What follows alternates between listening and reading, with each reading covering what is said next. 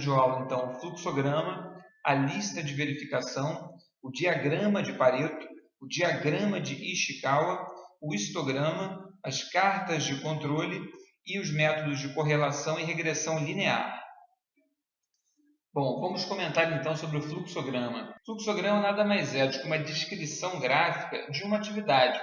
Nele você tem uma sequência de acontecimentos que são descritos e eles facilitam a visualização de uma tarefa, de uma atividade ou de um processo. Você pode ver aqui que a gente tem o início de uma atividade, o cliente solicita um remédio, é verificado se há disponibilidade em estoque, se tem, é controlado, é verificado se o remédio é controlado ou não. Se o remédio é controlado, então pede a receita. Se o cliente possui, arquiva a receita, dá baixa na planilha de gestão e entrega o produto ao cliente. Se não é disponível em estoque, então não tem nem como vender. Se o remédio não é controlado, você dá baixa na planilha de gestão e entrega o produto ao cliente. Ou seja, se não é controlado, você nem precisa pedir a receita. Essa visualização facilita muito a compreensão de uma atividade, ou de um processo. E quem trabalha com sistema de gestão da qualidade vai ter que, em vários momentos, documentar atividades, processos, e o fluxograma é uma ferramenta que, em determinados momentos, pode facilitar muito a documentação dos processos. Ajuda também na identificação de redundâncias, de falhas nos processos, e ajuda na identificação, então, dessas oportunidades de melhoria. Você visualiza um processo e acaba percebendo que perdas, ou que repetições estão acontecendo, e o fluxograma ele te permite, então, corrigir essas falhas.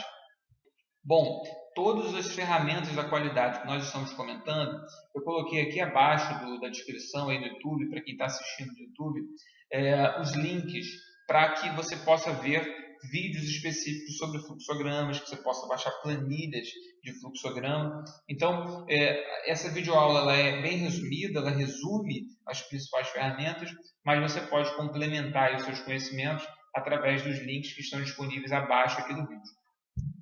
Agora, a folha de verificação, ou também lista de verificação, é uma forma de você coletar dados referentes a acontecimentos em um determinado processo. Então, você, por exemplo, tem lá os tipos de defeito, trinca, risco, mancha, folga, outros, e você vai contabilizando.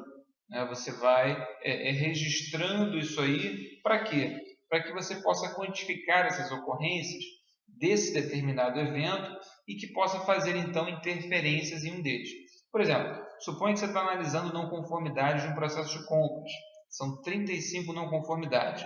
Você pode criar uma lista de verificação e verificar, por exemplo, quantas foram por entregas fora do prazo, por especificação não atendida, por quantidades insuficientes de materiais que chegaram ou pela falta de informações disponíveis, etc. Geralmente, uma lista de verificação é utilizada em conjunto com a ferramenta Pareto, que a gente vai ver no próximo slide. Bom, diagrama de Pareto. O que é o diagrama de Pareto? Nada mais é do que um gráfico onde você consegue visualizar a concentração de uma determinada variável. Pode ser renda, pode ser não conformidade, pode ser reclamações de clientes, enfim. Com ela, o gestor pode identificar as causas fundamentais de um processo. Então, usando esse diagrama, o gestor do processo consegue compreender melhor o processo. Para que serve? Na gestão da qualidade, você pode utilizar ele para combater as causas fundamentais de um problema. Às vezes, grande parte das reclamações são referentes a um mesmo assunto.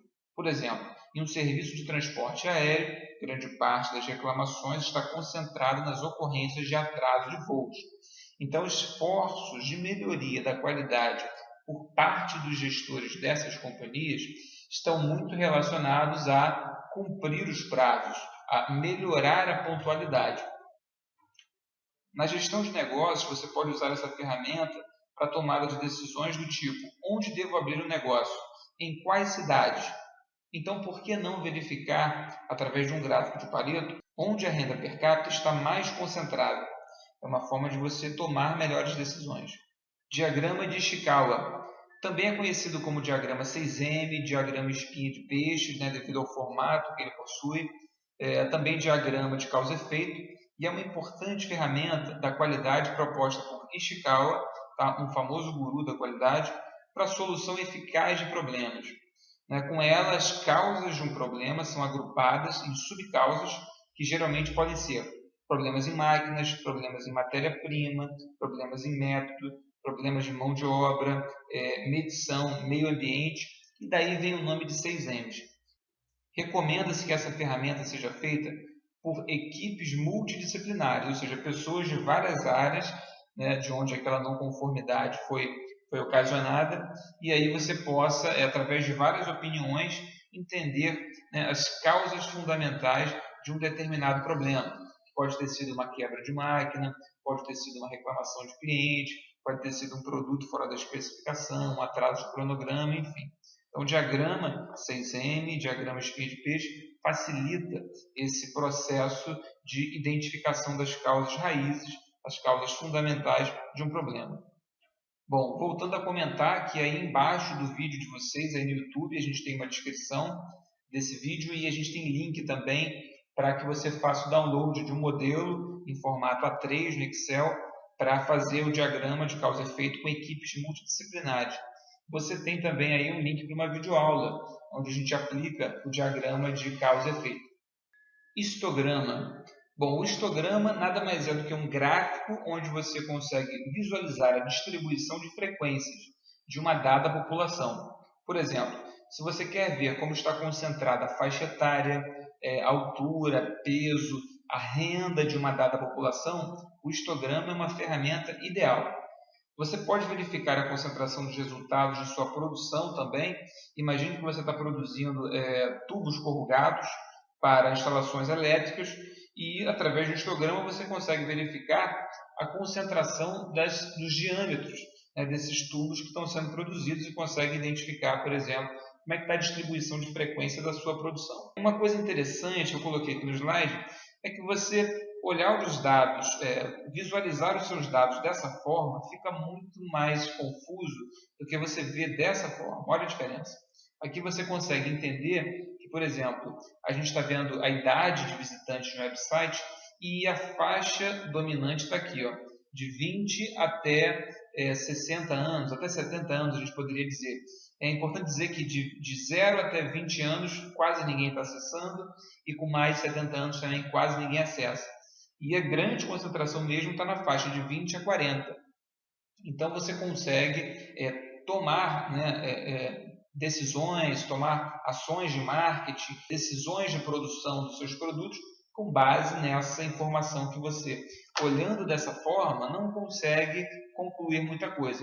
Olhando assim, fica muito mais fácil. Bom, eu coloquei aqui embaixo na descrição do vídeo uma videoaula onde a gente faz um histograma de forma muito prática no Excel. A gente pega esses dados aqui e, de forma muito rápida, a gente cria esse gráfico de histograma. Vale a pena você ver também, se você tem o objetivo de criar, de utilizar um histograma, o link está embaixo. Cartas de controle de processo. Bom, o que é isso?